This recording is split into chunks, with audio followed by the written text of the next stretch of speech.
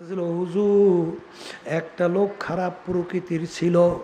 হুজুর যখন আর মৌতের সময় আসলো, এমন ভাবে জ্বালা শুরু হইয়া গেল, বিছানের থেকে একবার লাফাই উপরের দিকে উঠে আবার ঠাস করিয়া পড়িয়া যায়, আবার লাফাই উঠে আবার ঠাস করিয়া পড়িয়া যায়। এরকম করতে করতে রুটা বের হইয়া গেল। পরে দেখা গেল কলিজার একটা অংশ সেইরা মুখের ভিতরে চলে আসবে। আর কত আল্লাহ আল্লাহ। আমার আব্বাজান রহমাতুল্লাহ আলাই ইন্তেকালের সময় আমি সামনে বসে কথা বলতে আছি, আব্বাজান বসা আমার সঙ্গে কথা বলতে আছে। হঠাৎ দেখি চক্ষু ধরে আসতে বুঝা একটা হাত সামনে বিছানার উপরে রাখলো, রাখার পরে বসা অবস্থায় মাথার একটু নিচের দিকে নামায়, ওদিকে দেখি জবানটা চালু হয়ে গেছে। আমি ডাইন হাতটা মাথার পিছনে রাইখা আস্তে আল্লাহর কুতুবকে শোয়াইয়া দিলাম। এরপর দেখি আল্লাহর কুতুব আর দুনিয়াতে না।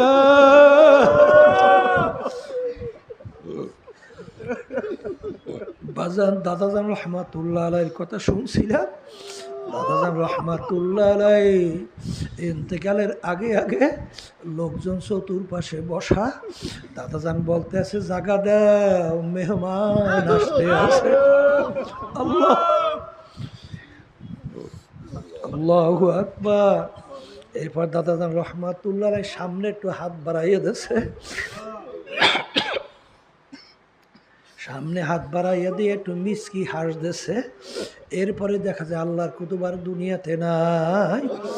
এ দুনিয়াদার পাগল আমার বাবারা, আল্লাহু আল্লাহ। বাজান এই কুড়িগ্রাম চরমুনাইয়ের মুজাহিদ ছিল। বাজান অনেকে তাকে ঘুঘু মুন্সি কইয়া ডাকতো। আসলে নাম ছিল বশির উদ্দিন মুন্সি। ঘুঘু মুন্সি কেন বলতো?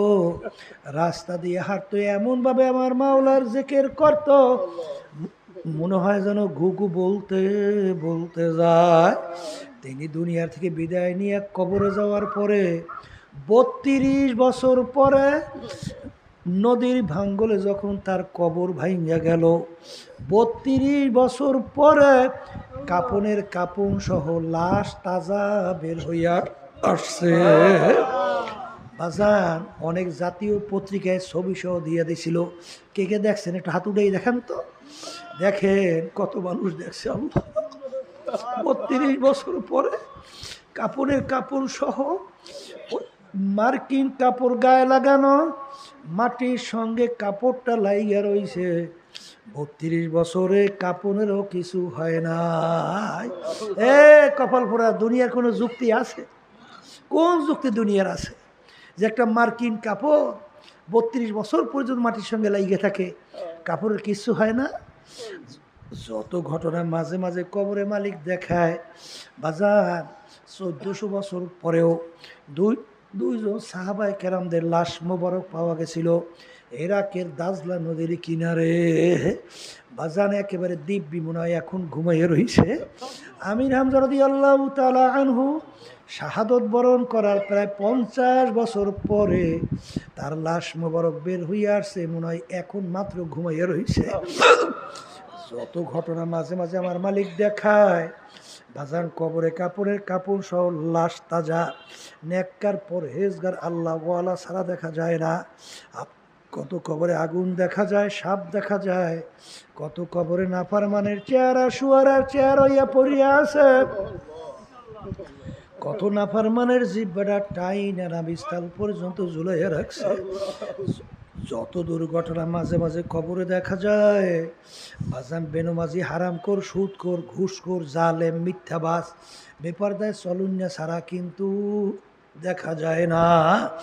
এই জন্য আমার ভাইদেরকে বলবো, পর্দা আলে মা বোনদেরকে বলবো, বাজান দুনিয়ার যে কোনো একটা কাজের সময় থাকে, তারিখ থাকে, কিন্তু তোমার আমার মৌতের কোনো সময়ও নাই, তারিখও নাই। কখন কোন সময় কিভাবে রওনা করা লাগবে।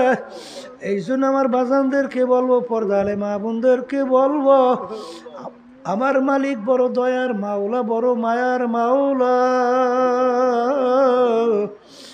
যদি আমার মালিকের কাছে মাপ চাওয়ার মতো চাইতে পারো, আমার মালিক শুধু মাফ করবেন তাই না, গুনাহকে নেকের দ্বারা পরিবর্তন কইরা দিবে।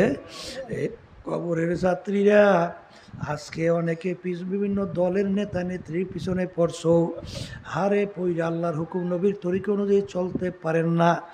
আমি কোরআনুল কারীম থেকে শুনাইয়া রাইখা যাই, রব্বুল আলামিন কোরআনুল কারীমের ভিতরে বলছেন, ইয়াউমা নাদউ কুল্লা উনাসিন বিইমামিহিম, কিয়ামতের ময়দানে আমার মালিক প্রত্যেকটা মানুষকে তার দলের নেতা নেত্রীর সঙ্গে ডাকবে। ডাইকে আমার মালিক বলবে, তোর দলের নেতা নেত্রী যেদিকে যায় ওদের পিছনে পিছনে সেই দিকে চইলা যা। এক কথায় তোমার নেতা নেত্রী যেখানে জায়গা, আল্লাহ বলছেন তোরও সেইখানে জায়গা। এই যে আমার বাজানদেরকে বলো, পর্দা আলে মা বোনদেরকে বলবো, আমিও আপনাদের জন্য দোয়া করি, আমিও দোয়া চাই মালিক যেন আমাদেরকে আল্লাহর খাস বান্দা, পর্দা আলে মা বোনদেরকে খাস বান্দি বানাইয়া তারপর যেন কবরে ডাক দেয়। আল্লাহুম্মা আমিন। এই ঘরের মেয়ে লোকের হাত উঠাও, গুনার কথা মনে করো, দুই চোখের পানি ফালাও, আল্লাহর দরবারে কান্দো আর মাপ চাও। যদি কান্না না আসে মনকে বুঝাও, ওরে মন একদিনে ঘরের দরজা দিয়া নতুন বউ হইয়া উঠছিলা রে। কত মেয়ে লোকে শরবত খাওয়াইল, কত মেয়ে লোকে বাতাস করলো, আরে আবার এমন একটা দিন আসবে এই ঘরের দরজা দিয়ে মরা লাশ হইয়া বের হয়। ছেলে কানবে মামা করে, মেয়ে কানবে মামা করে, জবাব তো আর দিবা না। আল্লাহ আপনি একটু এই মাঠের দিকে চাইয়া দেখে, আল্লাহ আপনার বান্দারা কিভাবে কান্দে। আমাদের ছেলেও মরে নাই, মেয়েও মরে নাই, গুনাহ করে বসছি রে, মাফ করে দেন গো মাওলা, মাফ করে দেন। আল্লাহর বান্দারা জোর করিয়া কান্দেন, জোর করিয়া কান্দেন।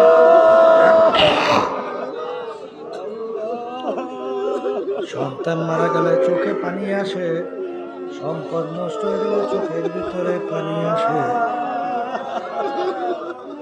তোমার আমার গুনার কারণে জাহান্নামের আগুন জ্বলছে, জাহান্নামের আগুন চোখের পানি ছাড়া ঠান্ডা হবে না। আল্লাহ যাদের উসিলে মাহফিল হইল, যারা মাহফিলের জন্য চেষ্টা খাটনি সাহায্য করল, আমরা যারা মাহফিলে উপস্থিত হয়ে গেলাম, সবাই উপরে খাস মেহেরবানি নাযিল করেন আল্লাহ। মালিক আমাদের আম্মা আব্বা দাদা দাদু নানা নানু আত্মীয় স্বজন যারা এই অন্ধকার কবরে শুয়ে রয়েছে, আল্লাহ দয়া মায়া করে তাদের কবরকে বেহেশতের বাগান বানায় দেন আল্লাহ। বিশেষ করে ফিলিস্তিনি মুসলমানদেরকে বিজয় দান করে, তাদেরকে হেফাজত করে, দুনিয়াস্থাও মুসলমানদেরকে হেফাজত করেন, বিজয় দান করেন আল্লাহ। ওই ইসরায়েল জালেমরা এহুদির ওদের নসিবে হেদায়েত এলে হেদায়েত দান, এবং ওদের যারা সহযোগিতা করতেছে আল্লাহ যদি ওদের নসিবে হেদায়েত না থাকে ওদেরকে আপনি ধ্বংস করে দেন। সুবহানা রাব্বিকা রাব্বিল ইজ্জাতি আম্মা ইয়াসিফুন ওয়া সালামুন আলাল মুরসালিন ওয়ালহামদুলিল্লাহি রাব্বিল আলামিন।